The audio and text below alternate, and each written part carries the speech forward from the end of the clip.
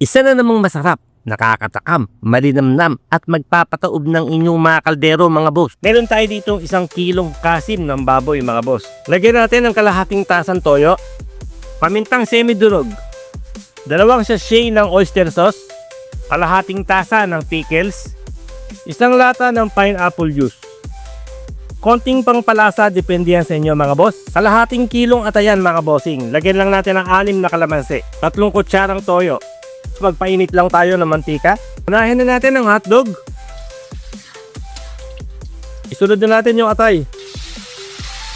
Yung atay mga boss, huwag nyo masyadong lulutuin at baka naman kumunat.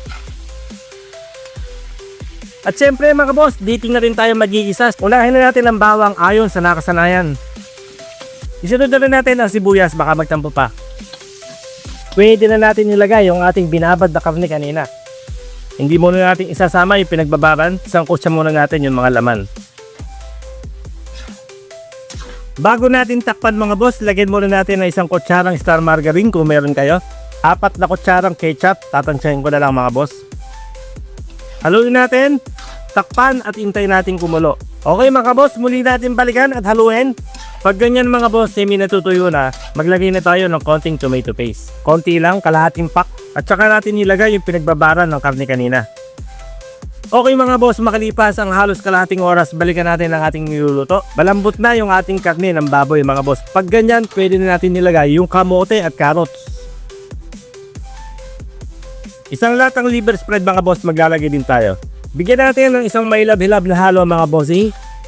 Lagyan natin ng 1 tasang tubig mga boss, takpan natin, hintayin natin maluto yung kamote. Bago pa man tuluyang maluto ang ating kamote mga boss, ilagay na din natin yung atay. Green at red bell pepper mga bossing, ilagay na rin natin. 1 pirasong kamatis, medyo malaki yan. Hotdog, pinirito natin kanina. Green peas, 1 latang maliit lang.